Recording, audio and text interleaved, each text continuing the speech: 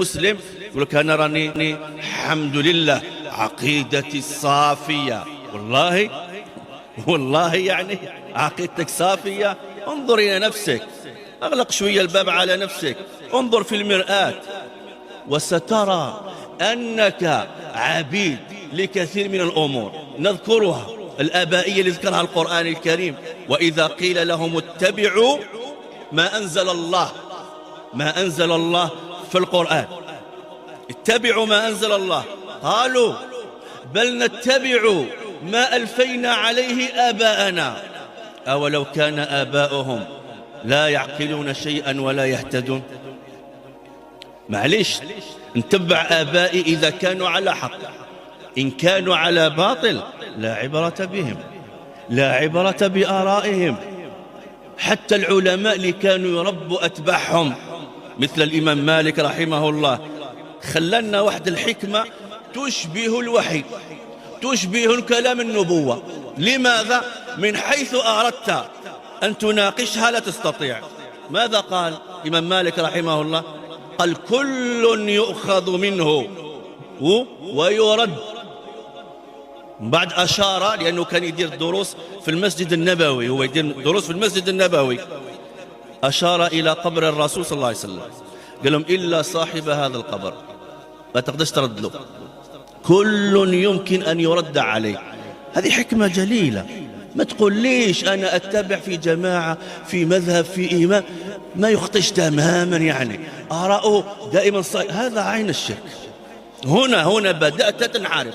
من هنا الأمة وقعت في الجهل، وقعت في الانحراف. تعرف لما ظهرت الطباعة في أوروبا تأخرت الأمة الإسلامية 200 سنة، 2 قرون. كيفاش يحضرهم اللسان أيها الإخوة، كيفاش يحضرهم اللسان؟ 2 قرون تخلفت الأمة عن استعمال الطباعة. لماذا؟ لأن بعض مشايخ الدين حرموها. هذا كل ما في الأمر حرام. على حرام ممكن يقع فيه تحريف في بعض الأسطور ولا في بعض الكلمات، فتأخرنا 2 قرون بينما أوروبا كانت تتطور وتتقدم. من المسؤول عن تخلف الأمة الإسلامية؟ لازلنا نتحمل إلى اليوم هذا التخلف، إلى اليوم ما زلنا نتحمل التخلف. شكون يتحمل مسؤوليته؟ نجوا من العتاب، نجوا من المراجعة، نجوا من التخطئة، نجوا من العقوبة. لماذا؟ باختصار لأنهم رجال دين يتكلمون باسم الدين. 200 سنة حرموا القهوة، بعدين حلال. حرموا المدفع اللي يستعملوه في الحرب، حرموه. ثم تحت الضغط أيها الإخوة باش صار حلالا.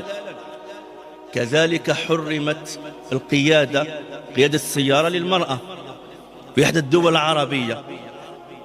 ويجيب لك الدليل، موجود الدليل، موجود عند رجال الدين، موجود.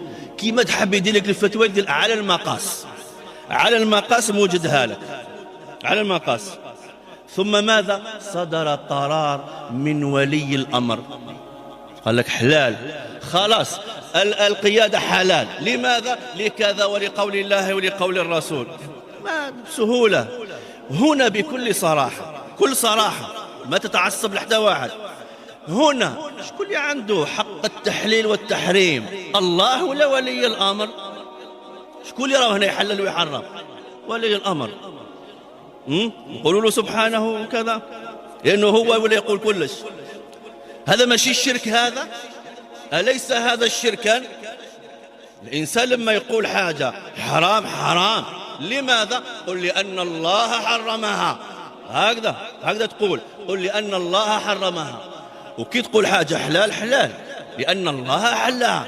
هكذا، هذا مو المنطق تاع كل مسلم.